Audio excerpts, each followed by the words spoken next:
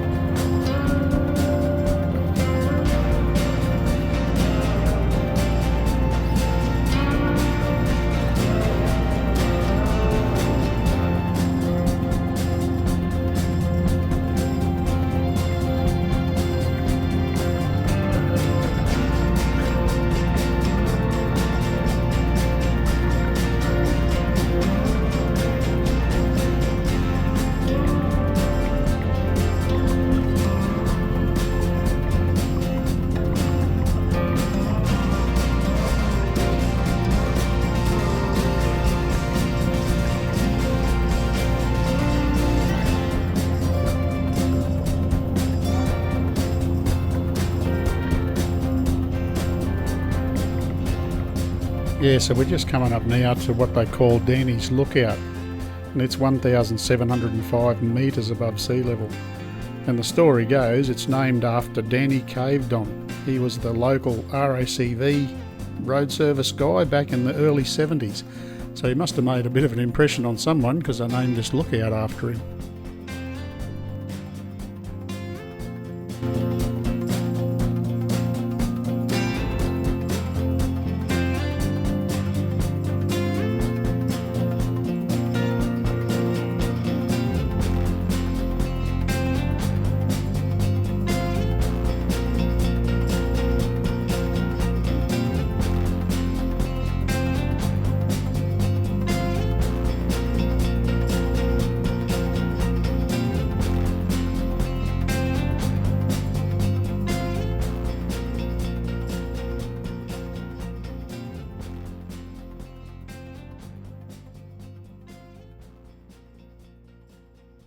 Oh, look, a tunnel.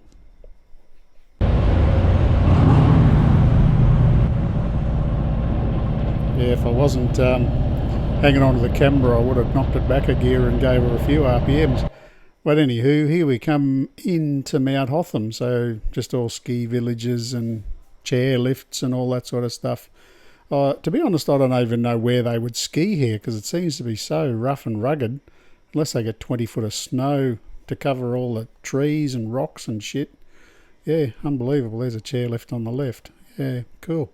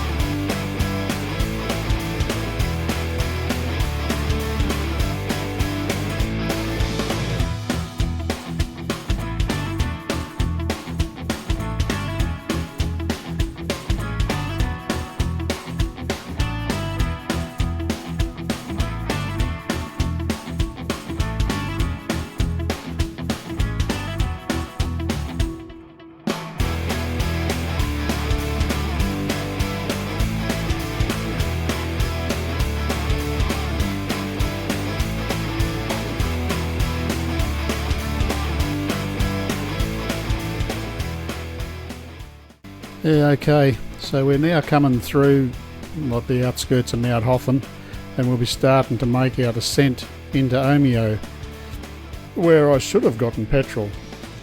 Then we'll be on the Omeo highway on to Mitta, where we were supposed to get petrol, but everything was shut when we got there. But anyway, that's another story that's going to keep on going on.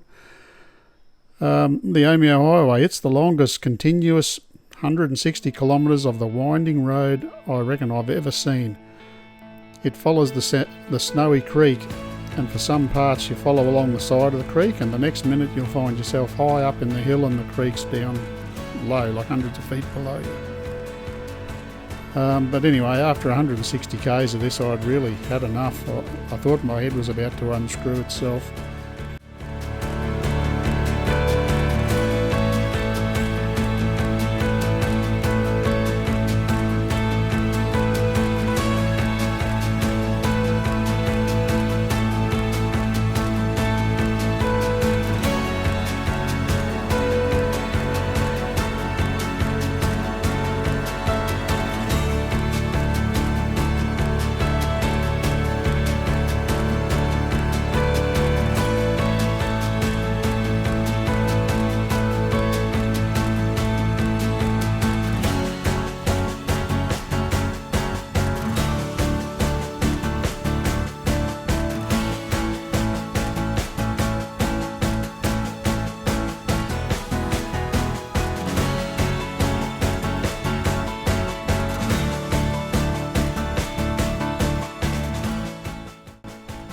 Yeah, so this is coming into Omeo. And look at all the petrol stations that we pass. Bloody hell. Anyway, this is Omeo. And so, yeah, on to Mitta after this.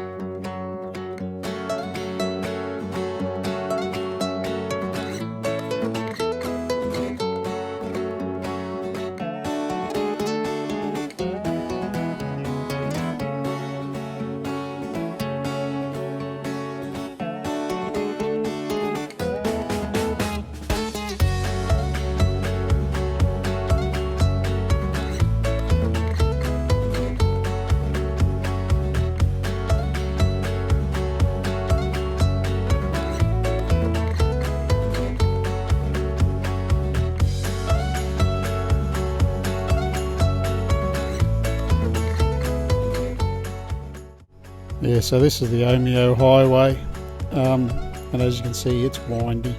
I won't spend too much time on this, otherwise you'll get very bored. But I've got a little bit of footage here. I'll double speed it to get through it a little bit quicker. So, but just give you a bit of an idea of just how windy this was. And I really don't think I took much video of the windiest stuff. Like, some of it got really bad. Like just before Mitta, it was really, really windy. This bit was actually a little bit of fun.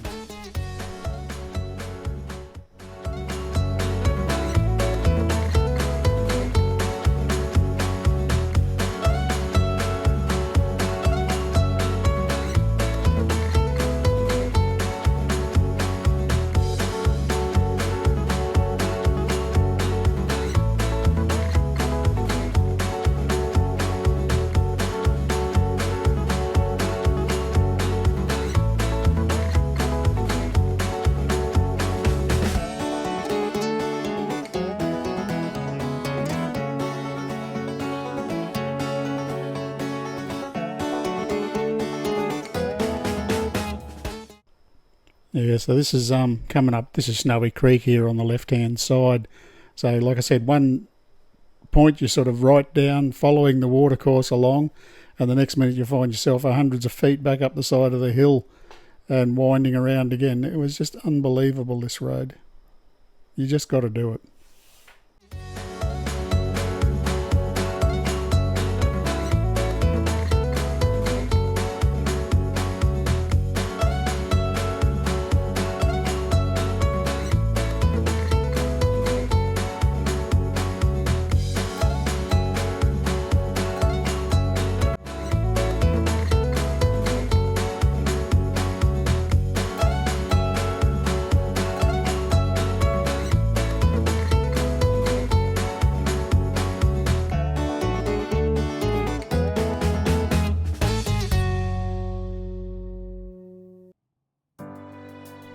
Yeah, I was wondering to myself why I didn't get any footage of the really gnarly bits of this road, like the really windy, bendy bits, because you can see here, I'm actually riding along with one hand on the handlebars and the other hand on the camera.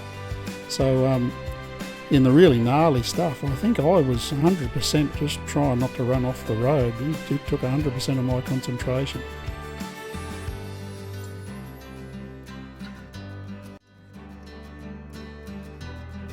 Yeah, so this is us now coming into Mitta.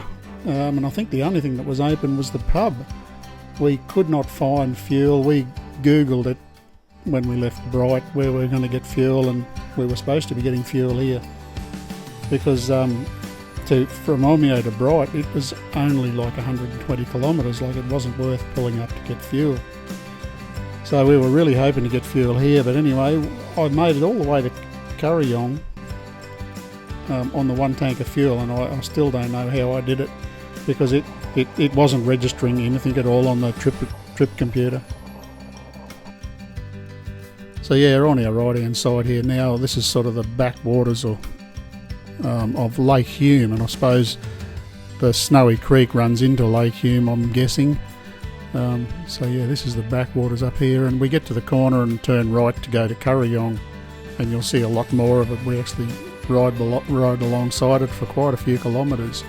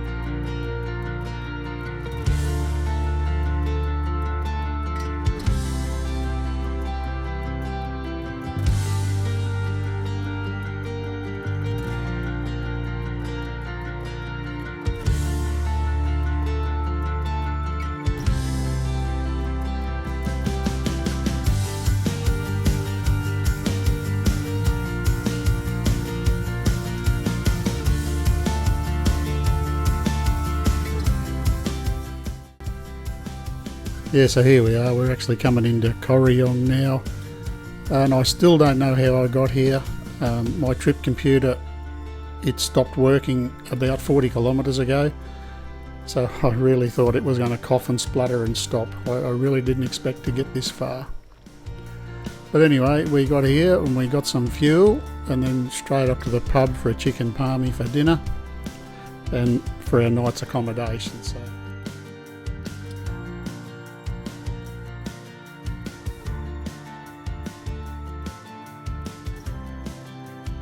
Yeah, so after a good night's rest, we've headed off again nice and early. As you can see, the sun's just poking its head up again. A lot of this will be now sort of heading up on the Newell Highway, I think, and not a whole lot to see. So our next stop for the night will be Narrabri, and from there we're just going home. So yeah, the Newell Highway, it's sort of boring as batshit. We'll probably give a lot of that a miss. Anyway, catch you in a minute.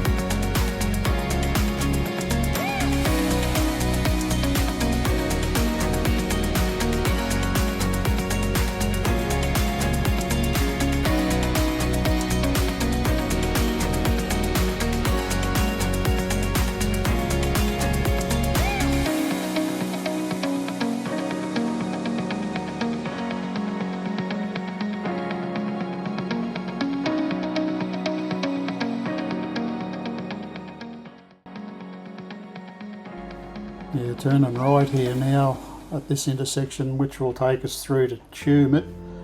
From Tumut then on to Gundagai, and we'll take a photo of the dog on the tucker box, I suppose.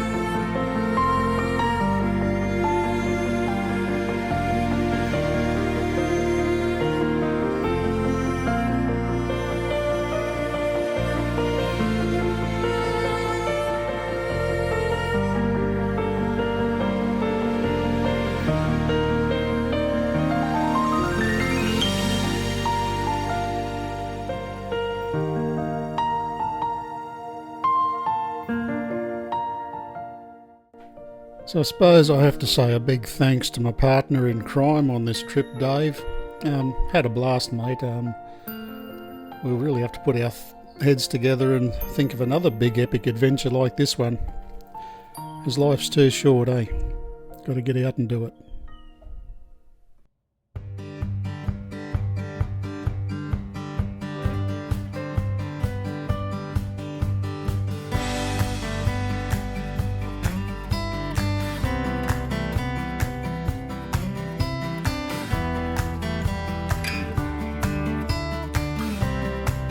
Have you ever wondered how to tell the front of a tree from the back of a tree?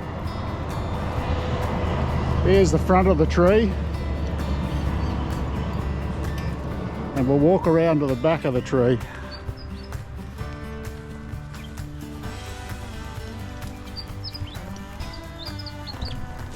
Yeah, that's the back of the tree. No one ever shits in front of a tree. Yeah, this happened just out of Dalby, 30,000 Ks. Not a bad effort for a couple of years. Yep, and here we are, we're just heading into Dalby now for our last tank of fuel on our way home, so 200 Ks home from here. And that's the end of one epic ride. Geez, I had a ball doing this. I really can't say enough about it.